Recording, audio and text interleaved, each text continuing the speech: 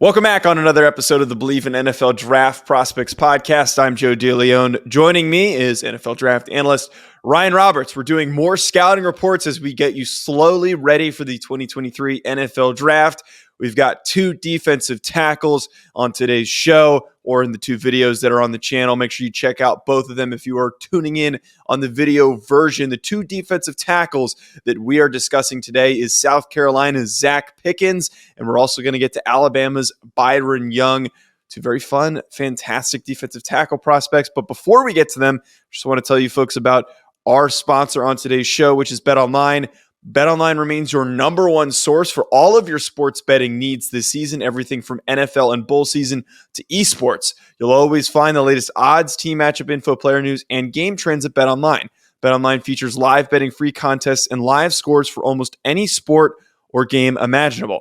We're the fastest and easiest way to bet on all of your favorite leagues and events. Head to betonline.ag to join and receive your 50% welcome bonus with your first deposit. Make sure to use promo code BELIEVE to receive your rewards. BetOnline, where the game starts. All right, Ryan, I'm excited to talk about these two guys. I know that this defensive line class has some freaking monsters at the top of the class, and these guys aren't those monsters. They're not Brian Brzee, they're not Jalen Carter, who are potentially top 15 picks, but they're still good players, and they serve purposes at the next level. And man, Zach Pickens, speaking about serving a purpose, we were talking about before we started taping, my guy is immovable. And that is what is going to create so much value for him as a prospect, serving that role as the meat shield that sits at the 1 or the 3 technique in a team's defense. You know what's bizarre about him, Joe, is I didn't even look at his size profile before I started watching the film on him a couple weeks ago, and I would have sworn if I would have guessed, I would have said he's 320 pounds or so. I thought the same thing. Because he anchors so well at the point of attack. Like, he gains nice extension, and when he drops his butt, when he drops his weight, he just doesn't move off his spot at all. So, I mean, you're talking about a kid that I think at a verified 6'4", 305 pounds with 34-inch arms. He's a 6'10" wingspan on the interior, 10.5-inch hands, which I think really does parlay to what you see on film because he's got a nice strike and he's able to gain that extension. I mean, the kid, I think, could play in a 3-down front in base. I think he could play in a 4-down front. I think that the biggest thing is that this kid has a very high floor because at worst, I mean, if you were a team that's going to ask a player to just work at the point of attack, 2-gap a little bit, and just hold the points, that's Zach Pickens, right? And he's a former 5-star recruit from the state of South Carolina. Obviously went to South Carolina. He's also a Senior Bowl invitee as well, so he opted out of the bowl game in the Gator Bowl against Notre Dame. So he's got some fanfare, some pub around him, but I feel like early on in his career, he didn't develop as quickly as maybe most 5-stars typically do. But I think the last couple years, you've seen him now starting to really round in the form for South Carolina. And I think he has a tremendous baseline because he's a kid that, at worst, is just going to be an early down run stopper that is not going to move off his spot a ton. Right. That's why I'm a really big fan of Zach Pickens. I'm going to sit here and say that and come out immediately. That 5-star talent shows up on his tape from this year. And the big thing for me is what you said, is the floor. At the very least, you're drafting a guy that he's got a massive ass, man. Like, he's such a wide dude. He's a big boy. The word I was throwing out there for some of these guys, despite not being a massive hulking kid, he's still got a really, really nice anchor that he provides on rushing downs.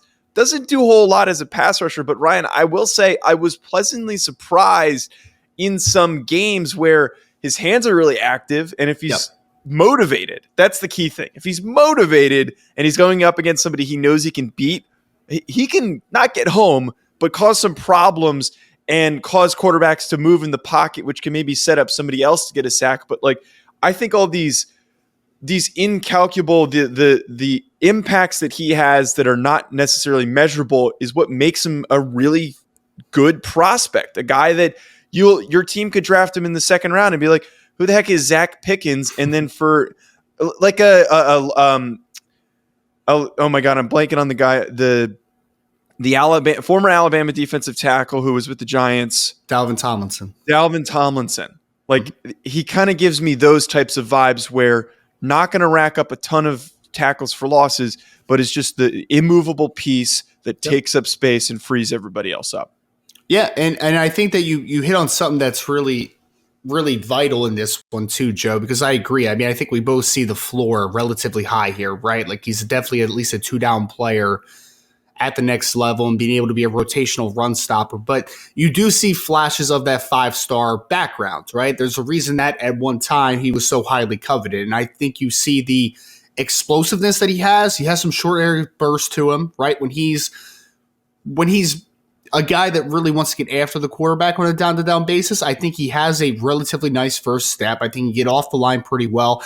I wouldn't call him a super flexible dude, but I think he's a straight-line, linear, pretty explosive player, and he has obviously that power profile to work. So there's going to be times where if you can get him in on a one-on-one against a guard or a center, he can be overwhelming at the point of attack, even as a pass rusher, and be able to give you a little bit as that guy that can really, kind of push the pocket a little bit. I don't think he's ever going to be a high sack guy because I think that he has powerful hands, but I don't think that he has the type of reactionary quickness and flexibility to necessarily disengage a ton in the passing game. So I don't think he's going to finish a ton of plays, but I think he's going to give you enough as a pass rusher, as a pocket pusher on top of what he does in the run game. So I think I agree. I think that as a day 2, maybe early day 3 football player, depending on what the value looks like, because I mean, one thing, I don't think that his ceiling is tremendously high from a pass rush profile, but as a kid that can at least give you the run stopping ability that he has,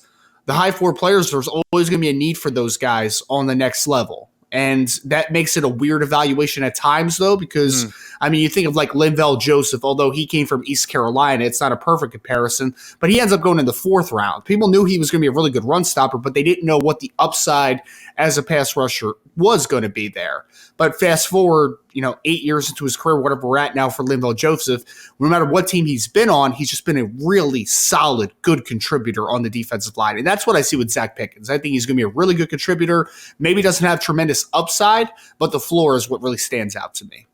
Yeah, you're really hitting the nail on the head there. Did you watch the Clemson game for him? Yes. Yep. Dude, my man was in his bag in that game. He was I don't know what guard that was that he was going up against. Do you know who that? He was kicking his ass. I think it's Marcus Tate, right? I think he's the sophomore guard for them. Yeah, it was a left guard, wasn't it? That he was kind of whipping a little bit, I believe. He had longer hair, but he was kicking his ass the whole game. Like that was where I got excited. I watched what was the other game that I watched? Oh, the Arkansas game. No, not the Arkansas game. The Georgia game. I watched Arkansas for Byron Young. And like I like he looked good against Georgia, like he made some plays, but like Clemson, dude, like if you can tap into that and you can get that Zach Pickens, he's going to be a problem. He's going to be a serious problem.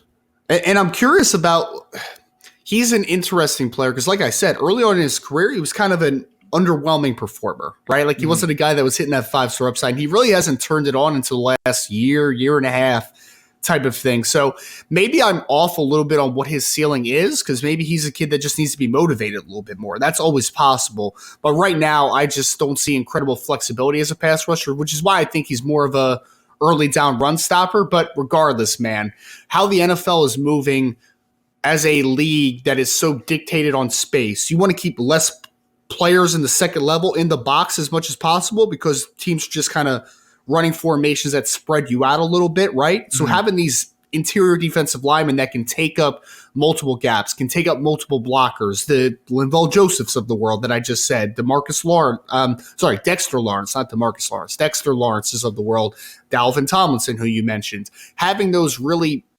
beef-eating defensive tackles that can occupy so much space are even more valuable than I think most people kind of anticipated, when the space age started in the NFL game. But I think he is an invaluable player for that because he's going to keep less linebackers in the box, like second-level defenders in the box, and he's going to keep those guys clean as well as offensive linemen are trying to work up to the second level. I'm very bullish on his draft projection. I see him as a early to mid second-round pick. I think that this is – because you're talking about the positional value where Dexter Lawrence going as high as he did was a lot higher than he probably should have gone, but we still see the value that he provided. And then Dalvin Tomlinson was an early second round pick. And I see a lot of parallels in their impacts and how that Pickens can provide an impact for a team. And I think the most important part, which is going to motivate a team in the second round, is you need one guy to fill out your defensive line and somebody who's going to start right away and be impactful right away. I think Pickens is that guy. So I think early second round pick, I think teams should be excited about a player like this. And I bet that he's going to be somebody that has a really good Senior Bowl week and then starts to build some buzz. Yeah, I mean, that's going to be a big opportunity for him because, like we said, Joe, like the one-on-one pass rush reps, like that's what you want to see during Senior Bowl week, right? So if Zach Pickens can go down to Mobile and showcase that he's maybe a little more flexible than I think he is right now, and maybe he has a little more pass rush upside, that could be an opportunity for him to rise up the boards. I mean, I just looked up the NFS grade on him in the preseason. He had a 5.8, which is a second to third round grade from that scale, and he just had his best season as far as being in college. So I don't think second round's out of the question. Second, third round type of prospect. I think that the floor is really what stands out and what's going to make him go off the board in that range, because I just think that you're going to get a good to very good quality football player to the role that he plays.